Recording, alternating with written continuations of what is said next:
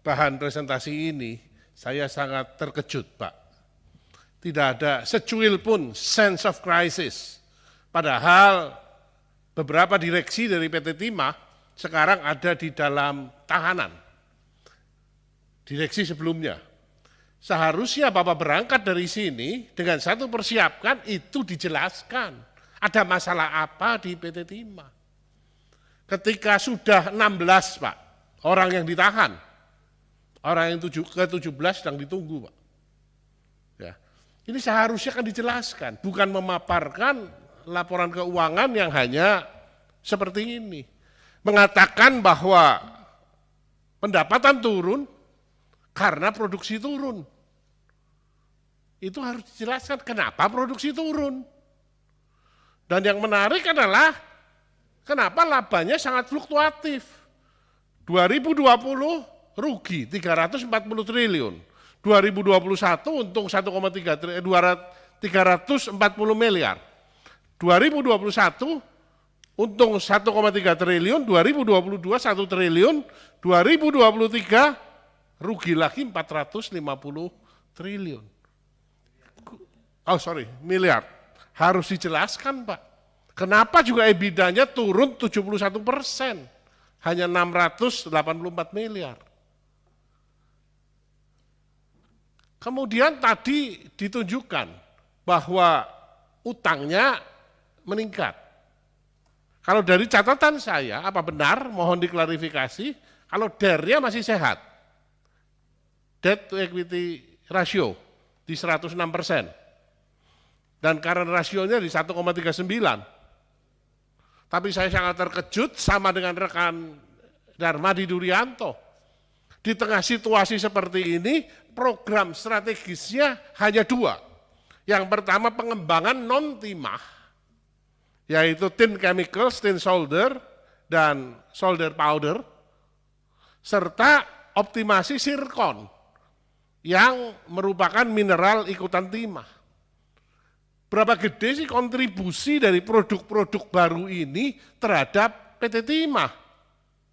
Apa tidak ada program lain, Pak, yang lebih signifikan?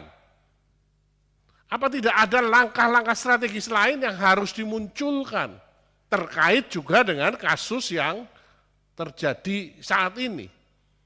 Kita tahu harusnya kasus di Timah berangkat dari temuan direksi atau komisaris. Tapi yang muncul adalah Kejaksaan Agung yang mulai Desember kemarin mulai melakukan penelitian. Dan ketika mulai melakukan penelitian rame, yang menarik adalah jawaban Bapak kepada Bursa Efek. Bapak mengatakan secara resmi bahwa tidak ada keterlibatan organisasi, tidak ada keterlibatan direksi. Berarti ada pembiaran ini, Pak. Wong buktinya direksi masuk kok. Ya. Dan ini sangat mengerikan, Pak. Luasan IUP Bapak itu 472.000 hektar. Sementara smelter lain di bawah 1.000 hektar. Tetapi ekspor tins semester 1 2023 hanya 8.307 ton. Sementara gabungan dari smelter-smelter swasta 23.570 ton. Ini ajaib sekali, Pak, angka-angka ini, Pak. Akibatnya penerimaan negara turun, kerusakan lingkungan tidak bisa dihindari. Dan ini yang mengakibatkan kemudian Kejaksaan Agung turun tangan. Nanti sepakat dengan rekan-rekan yang lain, kita akan dalami lebih lanjut. Di mana sebenarnya manajemen perusahaan dari 2015 sampai 2023 akhir baru terbongkar. Kan tidak mungkin ini sakdet saknyet. Sudah kelihatan. Tapi tidak ada inisiatif sama sekali. Pernah memang melakukan pelaporan kepada Bareskrim. Tapi kemudian penanganannya seperti apa? Atau jangan-jangan memang manajemen PT Timah ada ketakutan untuk membongkar. Kalau ada ketakutan itu, maka nanti di rapat panja bongkar semuanya, Pak. Karena korupsi yang paling hina, Pak. Menurut saya, kejahatan yang paling hina adalah korupsi. Yang kemudian hasil korupsinya digunakan untuk pamer, Pak. Menyakitkan sekali, Pak. Pamer kekayaan, pamer rumah mewah, foya-foya. Sementara perusahaannya seperti ini. Kalau kita tindak lanjuti lebih lanjut, kita bisa tanyakan di mana peran komisaris sebagai pengawas, di mana peran holding.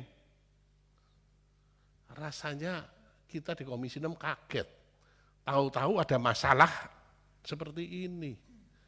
Kalau rutin dilakukan update, kalau memang Bapak mengalami kesulitan, seharusnya kan ceritakan dengan kami. Sehingga dukungan politik bisa kami berikan. Tidak terjadi hal-hal seperti ini. Dan tolong nanti di panja, Pak, juga dipikirkan, Pak, apa inisiatif strategis yang diusulkan oleh manajemen saat ini untuk membantu kejaksaan, untuk menelusuri aset tracing, supaya kejaksaan benar-benar bisa menerapkan TPPU. Ditelusuri itu, supaya paling tidak sebagian dari kerugian negara bisa kembali. Dan kedepannya PT Timah bisa kembali menjadi perusahaan yang menguntungkan. Download Tribun X sekarang, menghadirkan lokal menjadi Indonesia.